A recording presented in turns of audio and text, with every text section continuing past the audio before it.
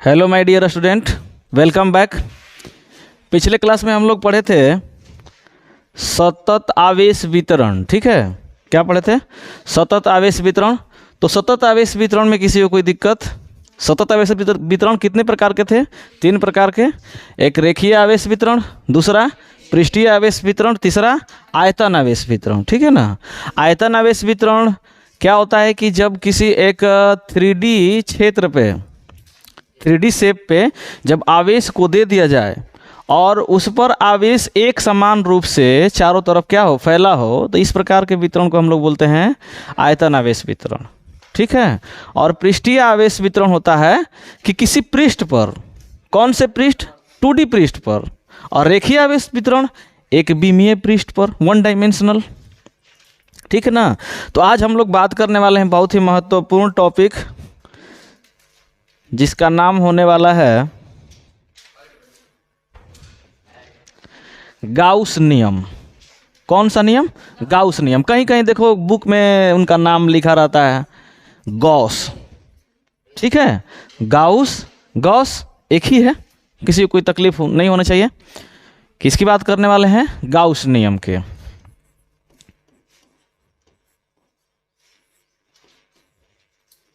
Gauss नियम। तो आप सभी लोग हेडिंग बनाइए, गाउस नियम, GAUSS'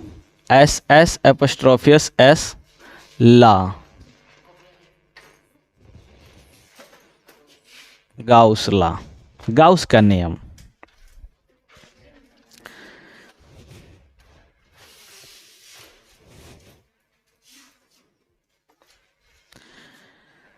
देखो, इससे ऑब्जेक्टिव पहला क्वेश्चन पूछा जा सकता है तुम लोगों से। ये पूछा जा सकता है कि गाउस नियम किसके लिए लागू होता है, माने किसके लिए हम लोग गाउस नियम लगाते हैं।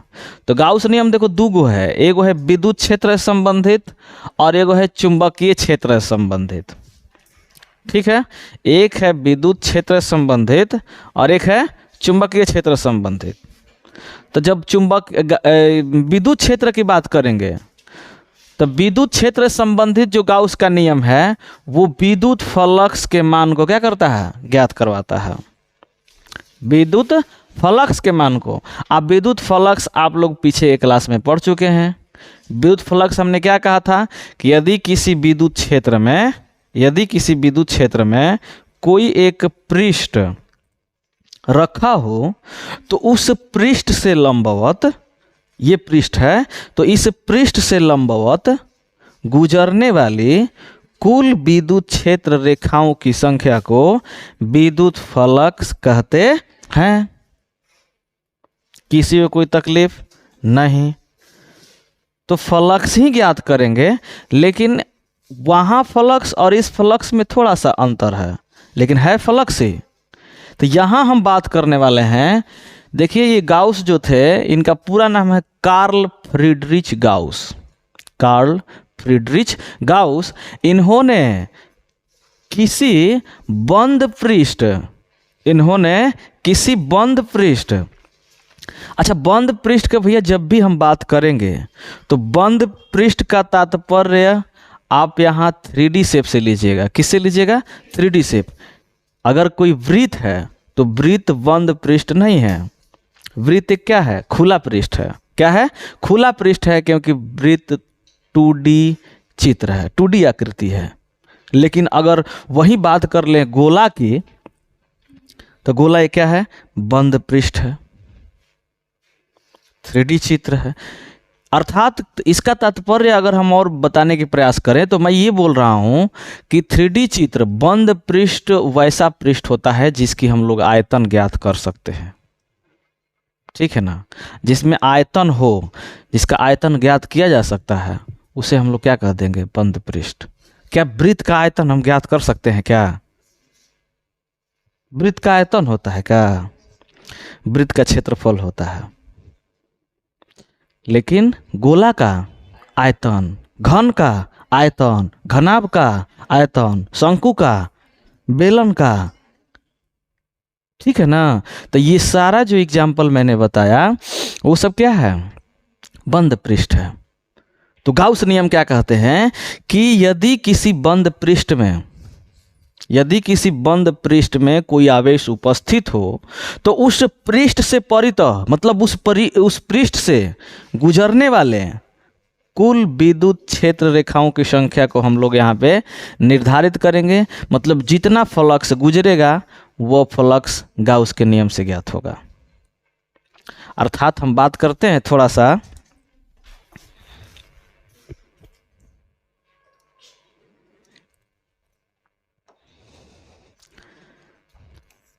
इसको नोट करो, कार्ल फ्रीडरिच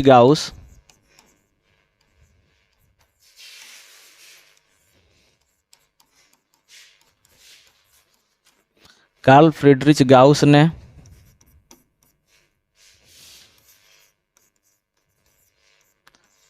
किसी बंद पृष्ठ से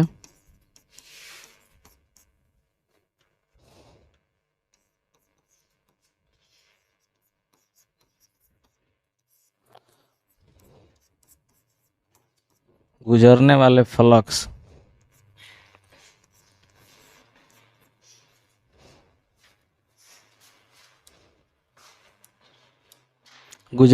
फ्लक्स तथा उस पृष्ठ में उपस्थित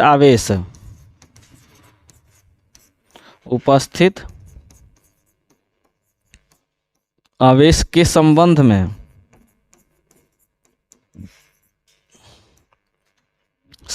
में एक नियम प्रस्तुत किए।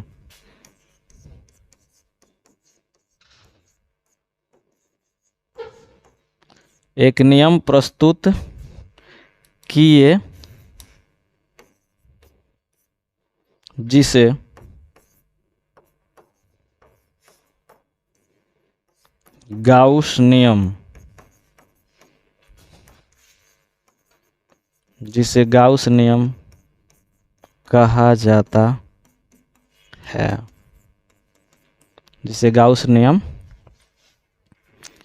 यहाँ हमें लग रहा है कि यही होगा, प्रस्तुत किए जिसे गाउस नियम कहा जाता है। ये बंद पृष्ठ है और उस बंद पृष्ठ में कोई आवेश है तो उस पृष्ठ से गुजरने वाले फ्लक्स तथा उसमें उपस्थित आवेश, ठीक है ना, वो संबंधित है आपस में, यही बताया। तो ये क्या है, थोड़ा सा उसका शुरुआत है। कार्ल फ्रीडरिच गाउस ने किसी बंद पृष्ठ से गुजरने वाले फ्लक्स, तो छोड़ दिए हैं भाई, गुजरने वाले फ्लक्स जोड़ लेना, गुजरने वाले फ्लक्स तथा उस पृष्ठ में उपस्थित आवेश के संबंध में एक नियम प्रस्तुत किए, ठीक है, या नियम दिए, जिसे हम लोग क्या कहते हैं, गाउस नियम कहते हैं। यहाँ फ्लक्स जोड़ लेना, विद्युत फ्लक्स। चले, यदि कोई एक बंद पृष्ठ ले लिया जाए,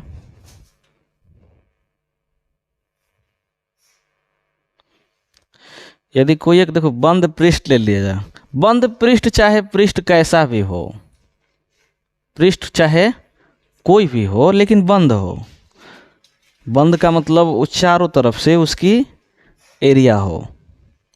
जैसे आप सिंपल आप बताइए कि गेंद देखें, गेंद फुटबॉल वाला या गेंद जो भी हो गेंद, तो गेंद के बीच का भाग खाली होता है, उसके चारों तरफ आवरण होता है, ठीक है ना। तो चलो वैसा ही कोई पृष्ठ ले लेते हैं, या गेंद नहीं है तो कोई भी आलू, वो भी क्या है, 3D चित्र है, लेकिन आलू का बीच का भाग क्या होता है, खाली नहीं होता है,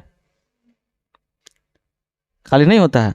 हम एज इट इज मान लेते हैं कि संरचना आलू जैसा ही है, संरचना आलू जैसा ही है, क्योंकि आलू का संरचना कैसे हो सकता है, लेकिन बंद है, उसके बीच का भाग खाली है, इसमें आवेश उपस्थित है, इसमें आवेश उपस्थित है। मान लेते हैं एक आवेश ये, दूसरा आवेश ये, तीसरा आवेश ये, 3 गो आवेश इसमें उपस्थित है। तो गाउस नियम क्या कहते हैं, यहाँ ध्यान से देख लेना। अब अच्छा बताओ कि यहाँ आवेश रखे, हम यहाँ आवेश रखेंगे तो सभी आवेश से विद्युत क्षेत्र की रेखाएं निकलेंगी, है कि नहीं है? हेलो भाई, कहीं भी कोई आवेश रख दिया जाए तो उस आवेश से विद्युत क्षेत्र की रेखाएं निकलना प्रारंभ हो जाएंगी, क्योंकि विद्युत क्षेत्र रेखाएं के बारे में मैंने बताया है आपको कि विद्युत क्षेत्र रेखाएं हमेशा धन आवेश से शुरू होती हैं और ऋण आवेश पर समाप्त हो जाती हैं, है ना। तो जैसे ही अगर कोई ये बंद पृष्ठ है, इस बंद पृष्ठ में कोई भी आवेश हो, उसकी प्रकृति चाहे धनात्मक हो या ऋणात्मक हो, तब विद्युत क्षेत्र की रेखाएं या तो निकल रही होंगी या तो आ रही होंगे। अगर ऋणात्मक है तो आ रही होंगी, धनात्मक है तो जा रही होंगे, है ना। तो इससे अलग विद्युत क्षेत्र की रेखाएं निकलेंगी, इससे अलग विद्युत क्षेत्र की रेखाएं निकलेंगी, इससे अलग।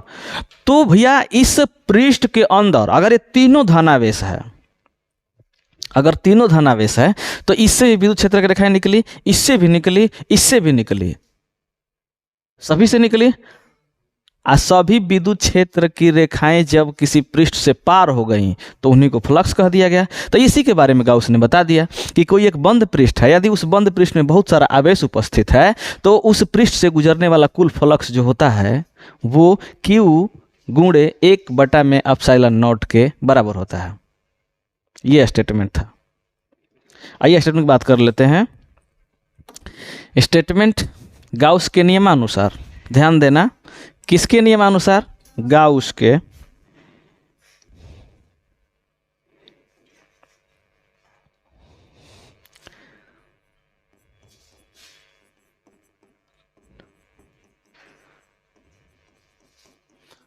के नियमानुसार स्टेटमेंट लिख डालो।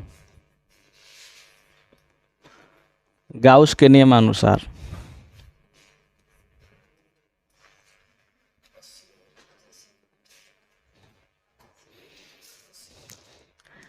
निर्वात में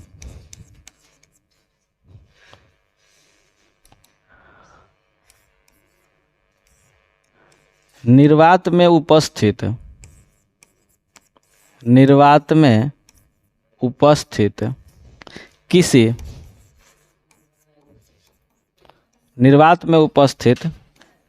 बंद पृष्ठ से परितः, किसी बंद पृष्ठ से परितः कुल फ्लक्स, परितः कुल फ्लक्स उस पृष्ठ में उपस्थित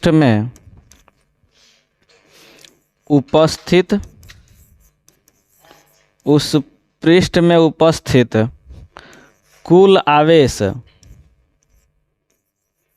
उस पृष्ठ में उपस्थित कुल आवेश। तो कुल आवेश कहेंगे भैया तो हम सिग्मा क्यू कह दे का। ऐसे ध्यान दो कि यदि कोई एक ये पृष्ठ है,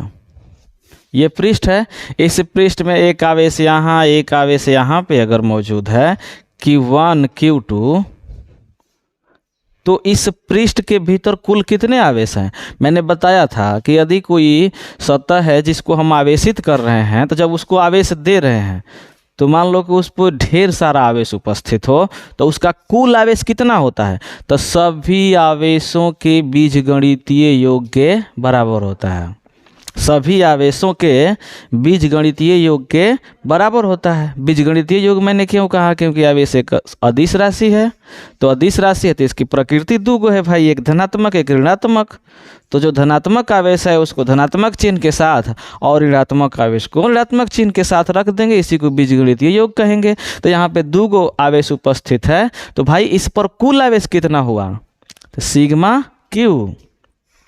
तो यही बोला गया, स्टेटमेंट इनका है कि निर्वात में उपस्थित किसी बंद पृष्ठ से परितः मतलब पार होने वाला, गुजरने वाला, उसके चारों ओर से, परितः कुल फ्लक्स उस पृष्ठ में उपस्थित कुल आवेश, उस पृष्ठ में उपस्थित कुल आवेश के 1/में एप्सिलॉन नॉट गुना के बराबर होता है, गुना के बराबर, गुना के बराबर होता है। ठीक है, अर्थात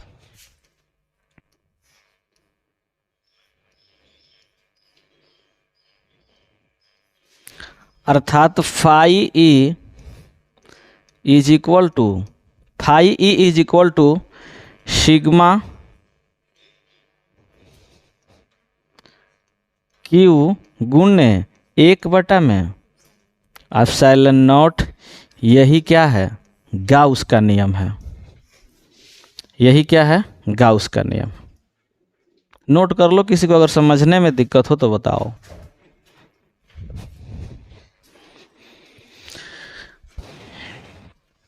वो वाला पृष्ठ भी बना लेना चित्र के साथ और उसके नीचे ये उतार लेना।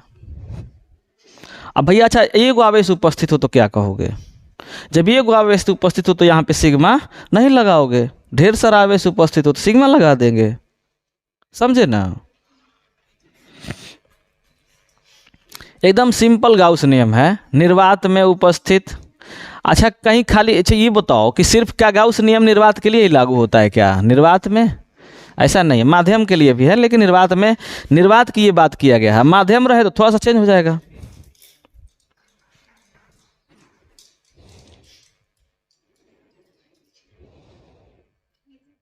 कोई भी चित्र बना लो, गोला बना लो, लोला बना लो। अरे लोला हमनी के मुंह में ना कहलाता है, तो मुंह 3D नहीं है। मुँह बनाए में कुछ दिक्कत बा यार, ऐसे कह के ऐसे खींच देवे के बा। है तो हाँ, अब एक में आवेश रख दो। अच्छा बताओ, किसी को कोई दिक्कत? परिभाषा समझने में गाउस नियम के बारे में क्या लिखोगे? अच्छा जो पहले लिखे थे ये वाला बात ध्यान देना, ये लिखे थे, इसको लिखोगे तो भी ठीक है, नहीं लिखोगे तो भी ठीक है, लेकिन असल स्टेटमेंट क्या है? ये है। गाउस नियम अगर कोई पूछता है तो ये ना बताने लग जाना पीछे वाला बात कि गाउस ने किसी बंद पृष्ठ से गुजरने वाले फ्लक्स और उसमें उपस्थित आवेश के बारे में एक नियम प्रस्तुत किया जिसे गाउस नियम कहते हैं। ये नहीं है। गाउस नियम अगर पूछे डायरेक्टली बताओ कि निर्वात में चाहे कैसा हूँ, 1 मिनट थोड़ा सा और बात कर लें कि क्या ये निर्वात के लिए ही लागू होता है क्या? तो जी नहीं, गाउस नियम निर्वात और माध्यम दोनों के लिए लागू होता है। तो मैं यहाँ निर्वात क्यों लिखा हूँ, यहाँ माध्यम भी लिख सकता था। तो यार बात करता हूँ, निर्वात की जगह पर कोई माध्यम हो जाए तब क्या खेला होगा? जब माध्यम होगा तब क्या खेला होगा? तो कुछ खेला नहीं है। Phi E is equal to क्या हो जाएगा? सिग्मा क्यू गुणे 1 में epsilon naught into epsilon R हो जाएगा माध्यम के लिए, समझे ना? और जैसे कुलाम नियम बताए थे, निर्वात के लिए एप्सिलॉन नॉट 1 में 4 पाई एप्सिलॉन नॉट का मान 9 × 10⁹ हम लोग बार बार रखते हैं, लेकिन जब माध्यम आ जाता है तो उसमें 1 में ई आर का गुणा करवा देते हैं, बस वही तो होता है। ऐसे ही है, ये माध्यम के लिए लागू हो जाएगा। चलते हैं आगे की तरफ।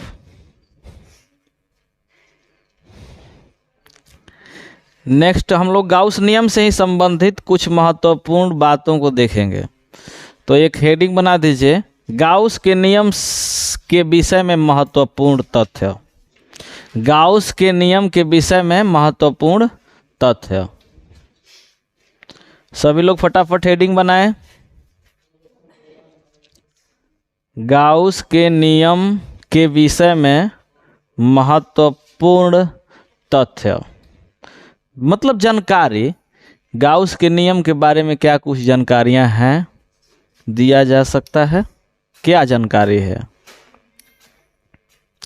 बात करा जाए। पहला, ये सभी आपके व्हाट्सएप ग्रुप में चला जाएगा ये टॉपिक, सिर्फ मैं यहाँ बता देता हूँ, आप लोग ध्यान दे लीजिएगा, ठीक है ना। अगर किसी को कोई तकलीफ़ होता है तो मेरे से बताए। ये सारे टॉपिक जो हैं, ये पॉइंट जो है 1 2 करके आपके व्हाट्सएप ग्रुप में चल जाएगा, आप लोग देख लीजिएगा। बाकी मैं यहाँ बता देता हूँ। यस बाबू, लिखना होगा, बिना लिखे कैसे काम चलेगा। नहीं, अभी कुछ नहीं लिखना है, अभी समझना है। चलिए आइए देखिए तो पहले पॉइंट की बात किया जाए। गाउस का नियम केवल उन्हीं क्षेत्रों के लिए लागू होता है जो कूलाम के व्युत्क्रम वर्ग के नियम का पालन करते हैं। पहला पॉइंट क्या है कि गाउस का नियम केवल उन्हीं क्षेत्रों के लिए लागू होता है, मतलब केवल उन्हीं पृष्ठों के लिए लागू होता है जहां कूलाम के व्युत्क्रम नियम का पालन होता है। अब कूलाम के व्युत्क्रम नियम क्या है? तो कूलाम के व्युत्क्रम नियम तुम सभी लोग पढ़े हो, नहीं पढ़े हो का? बिल्कुल पढ़े हो। कूलाम का नियम मैं बताया हूँ। कूलाम के नियम से हम लोग क्या ज्ञात करते हैं? बल। तो F बराबर K इंटू Q1 Q2 बटा में R का स्क्वायर। देखो यहाँ व्युत्क्रम वर्ग का नियम है, यही है व्युत्क्रम। अर्थात अगर ये सभी क्या है, अगर कांस्टेंट ये सब मान है तो F is inversely proportional to क्या हो जाएगा? R square. F is inversely proportional to R square. मतलब कि जहाँ जहाँ कूलाम का नियम लागू होता है वहाँ वहाँ गाउस के नियम को हम लगा सकते हैं। ठीक है, पहला बात क्या बोल दिया गया कि गाउस के नियम केवल उन्हीं क्षेत्रों के लिए लागू होता है जो कूलाम के व्युत्क्रम वर्ग के नियम का पालन करते हैं। ये व्युत्क्रम के वर्ग का नियम यही है, व्युत्क्रम वर्ग का नियम यह है। ठीक है, दूसरा बात किया गया गाउस नियम निर्वात एवं माध्यम दोनों में लागू होता है। अभी मैंने कहा कुछ देर पहले निर्वात के लिए बोलेगा तो आप लोग क्या कह दोगे? Phi E is equal to Q गुणे 1 में एप्सिलॉन नॉट, 1 में एप्सिलॉन नॉट। माध्यम रहे तो ER का गुना करवा देना। तो यहाँ ठीक है ना, कोई दिक्कत? आगे बढ़ा जाए तीसरे पॉइंट के तरफ। अच्छा, उस पहला का A भी था, दूसरा पॉइंट है, ध्यान से इसको समझना। ये सब ऑब्जेक्टिव में काम करेगा। तुरंत पूछ सकता है कि गाउस नियम लागू होता है, पहला निर्वात के लिए, दूसरा माध्यम के लिए, तीसरा दोनों के लिए, चौथा इनमें से कोई नहीं, दोनों के लिए। ऑब्जेक्टिव क्लियर हुआ है ना? दूसरा, अगला बात किया जाए पृष्ठ से परिबद्ध। पृष्ठ से परिबद्ध मतलब किसी पृष्ठ से गुजरने वाला, मतलब जो परिबद्ध मतलब चारों तरफ आवेश, कुल आवेशों का अर्थ पृष्ठ के अंदर स्थित आवेश का बीजगणितीय योग होता है। मैंने बोला है गाउस के नियम में कि गाउस के नियम के अनुसार किसी पृष्ठ से गुजरने वाला कुल फ्लक्स, उसमें उपस्थित कुल आवेश, उसमें उपस्थित कुल आवेश। तो यहाँ कुल आवेश का क्या तात्पर्य है? अगर कोई एक ये पृष्ठ है, इस पृष्ठ में एक आवेश Q1 है, दूसरा आवेश Q2 है, तीसरा आवेश Q3 है, तो इस पृष्ठ का कुल आवेश जो होगा Q नेट क्या है? Direct clean. ये पृष्ठ है, इस पृष्ठ में Q1 आवेश, Q2 आवेश और Q3 आवेश है। तो इस पर कुल जो आवेश होगा Q नेट, इस पृष्ठ पर कुल आवेश जो होगा इन सभी के योग के बराबर होगा प्लस Q3।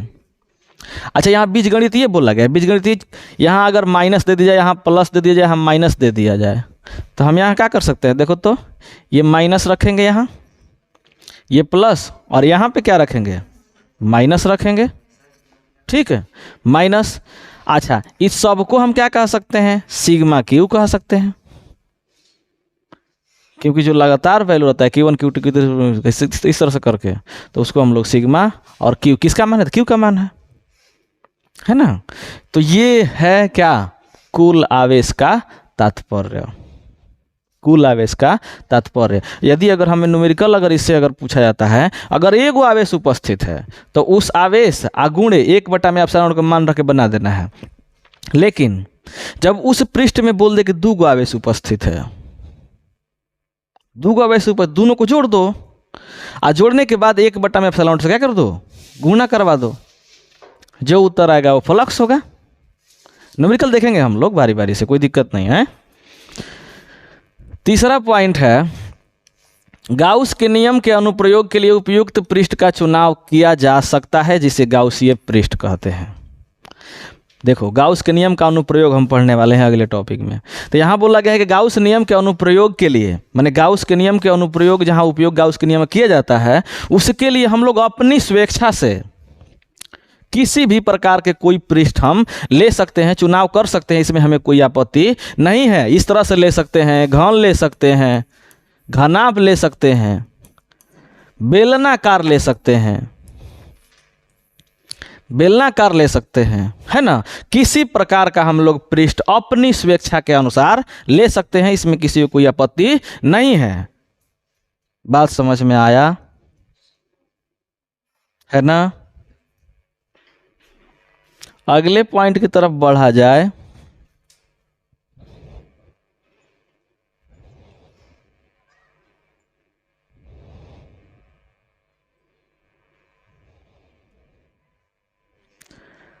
अगला पॉइंट रहे क्या, गाउस के नियमानुसार, गाउस के नियमानुसार बंद पृष्ठ से निर्गत विद्युत फ्लक्स का मान बंद पृष्ठ के आकार, क्षेत्र और आकृति पर निर्भर नहीं करता है।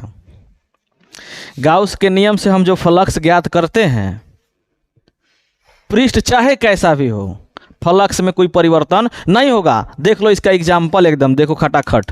जैसे मान लो ये क्षेत्र ई वाला है, इसमें एगो आवेश है, तो इससे फ्लक्स कितना होगा बताओ तो, phi E is equal to Q गुणे 1 में एप्सिलॉन नॉट।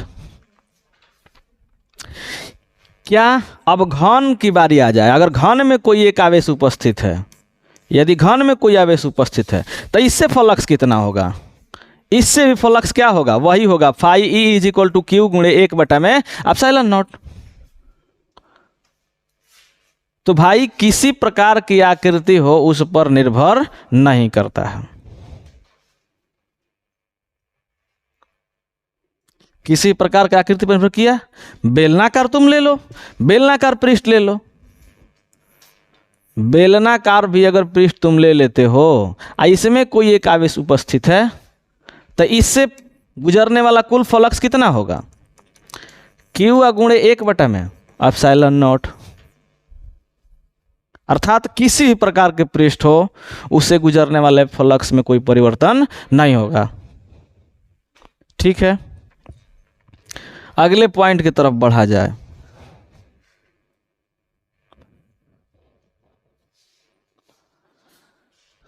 अगला पॉइंट है, बंद पृष्ठ से निर्गत विद्युत फ्लक्स का मान पृष्ठ के अंदर आवेशों के वितरण पर निर्भर नहीं करता है। मतलब गाउस का नियम कि बंद पृष्ठ से भीतर जो आवेश उपस्थित है उसके वितरण पर निर्भर नहीं करता है।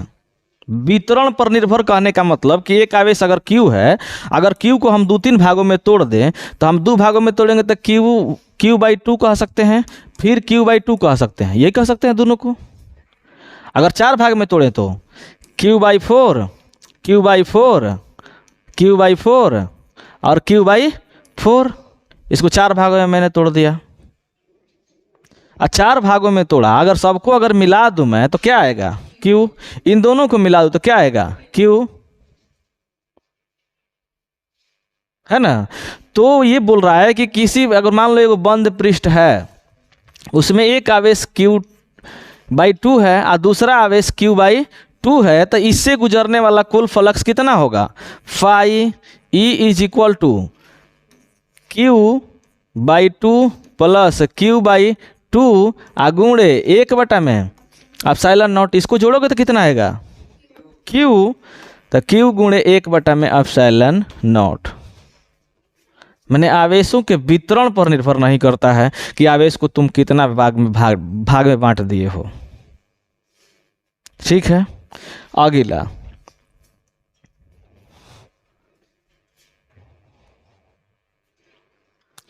अगला पॉइंट है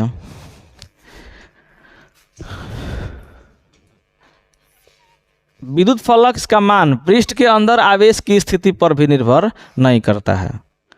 माने गाउस के नियम से जो फ्लक्स हम ज्ञात करते हैं, उस बंद पृष्ठ के भीतर आवेश कहीं भी हो, चाहे किनारे हो चाहे बीच में हो, ठीक है, चाहे एकदम यहाँ पे हो, उससे कोई मतलब नहीं है, क्योंकि इसमें दूरी उरी कहीं बात कहा नहीं गया है, इसलिए इसमें कोई दिक्कत नहीं है।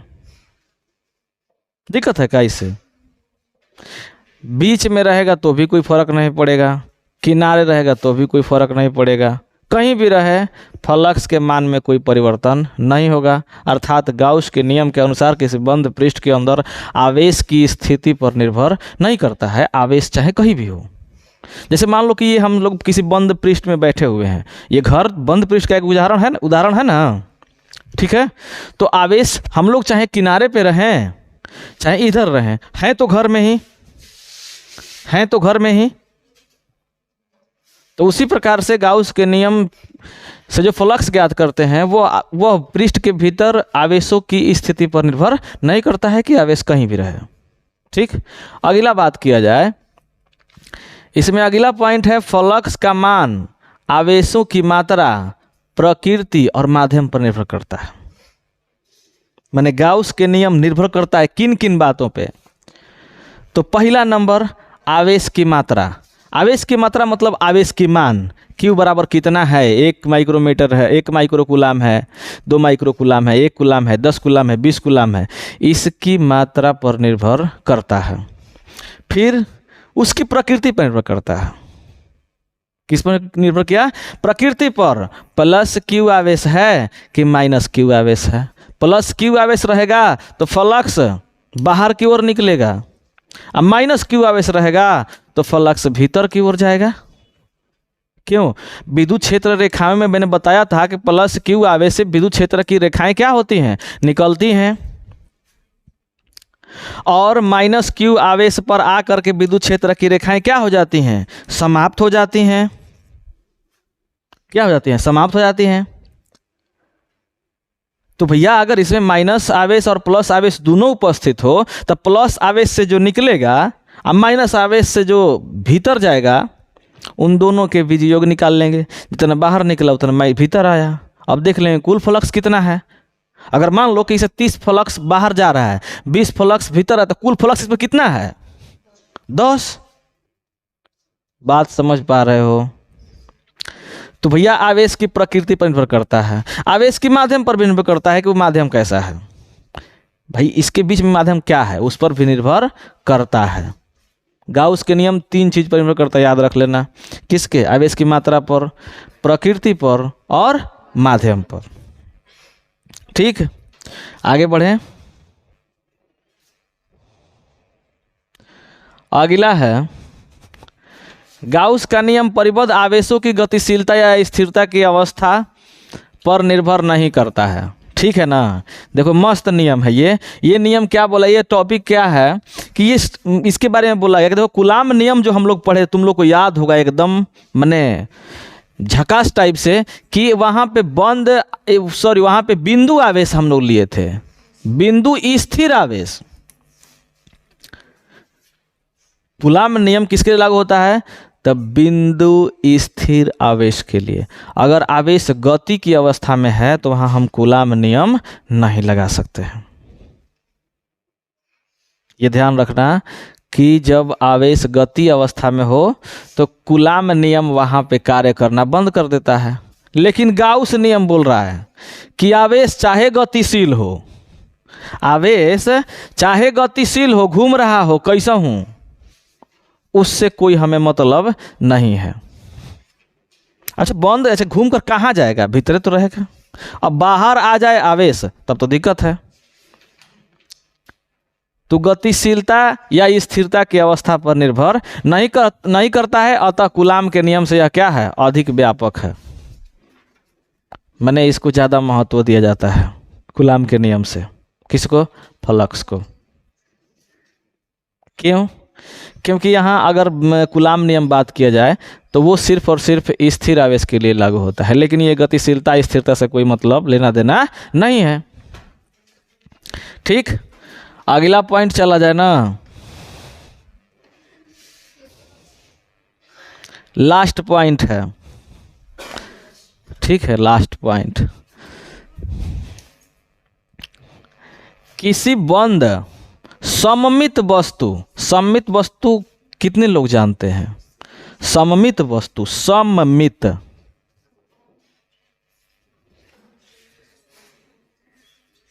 सममित वस्तु, सममित पृष्ठ, हाँ, वैसा पृष्ठ जिसको केंद्र से काटने पर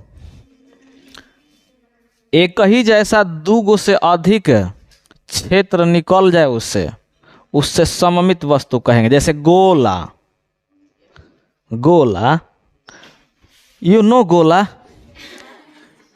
यस फुटबॉल। अगर मान लो कि फुटबॉल को बीच से काट दी जाए केंद्र से, तो एक ही से दो को दिखाई देगा कि नहीं देगा?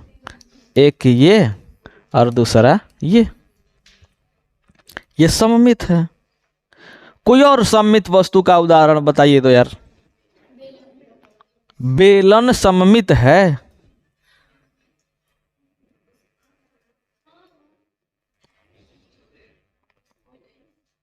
सही में सममित है। बेलन कहीं सममित हो सकता है, देखो ध्यान दो, बेलन दो प्रकार से सममित हो सकता है भाई। एक तो ऐसे हो सकता है, एक पृष्ठ ये और दूसरा पृष्ठ ये। इस क्षेत्र को देखो, इस साइड वाले को इस तरह से ये वाला बेलन का और ऊपर का और नीचे का सबको जोड़ दोगे तो वह कुल पृष्ठ क्षेत्रफल निकल जाएगा। तो देखो, अगर यहाँ से अगर बेलन को मैं काट दूं तो एक सममित, एक तरफ से इधर और दूसरा इधर, इधर से काटो तो जितना इधर उतना ही इधर, तो ये भी क्या है? सममित वस्तु है। ठीक है, तो यहाँ क्या कह रहा है कि किसी बंद सममित वस्तु के केंद्र पर आवेश Q उपस्थित हो। मान लो कि एक गोला है। अच्छा, गोले का केंद्र है, यहाँ पे कहीं ना कहीं केंद्र होगा ही होगा, इसमें किसी को ऐतराज नहीं ना है, केंद्र तो होगा ना। तो इस केंद्र पे एक आवेश उपस्थित है Q हो, तो इसके आधे पृष्ठ से परिबद्ध, इसके आधे पृष्ठ से, अब आधे पृष्ठ मतलब इस तरह से, ये वाला ना आधा हुआ जी, इधर आधा ऊपर, तो आधे पृष्ठ से संबद्ध विद्युत फ्लक्स का मान Q बटा में 2 एप्सिलॉन नॉट होता है। अब कैसे होता है आओ देखते हैं। कि देखो, ये गोला है, गोला हो चाहे कोई भी पृष्ठ हो, तो गाउस नियम कहता है कि भाई इससे गुजरने वाला कुल फ्लक्स, इससे गुजरने वाला कुल फ्लक्स कितना होगा? Q आगुणे 1 बटा में एप्सिलॉन नॉट के बराबर होगा। Q बटा में एप्सिलॉन नॉट के बराबर होगा। लेकिन हमें चाहिए आधा भाग से, तो ये बताओ कि जितना इधर से गुजर रहा होगा उतना ही उधर से गुजर रहा होगा यार। अर्ध गोला क्या होता है? गोला का आधा भाग होता है। तो हम इसको दुए से अगर भाग दिलवा दें, इसको भी 2 से भाग दिलवा दें, तो आधा से निकल जाएगा।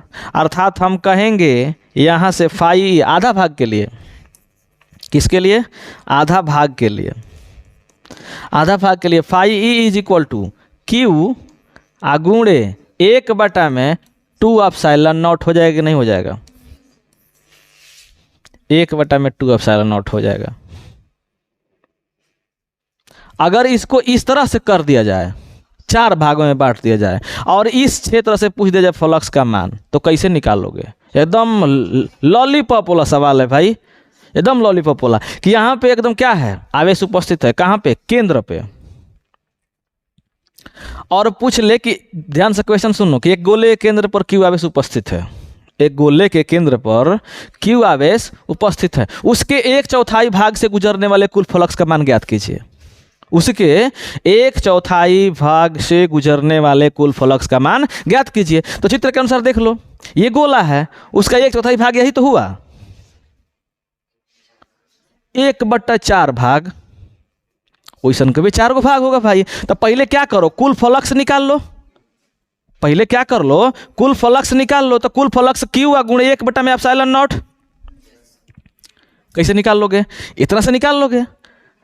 इसके बाद क्या कह दोगे, 1/4 के लिए, 1/4 के लिए बराबर, इसमें 4 से भागा, इसमें भी 4 से भागा,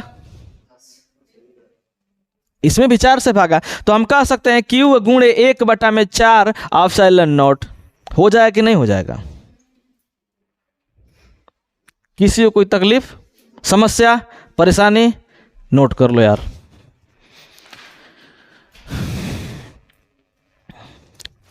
आज यहीं तक आए।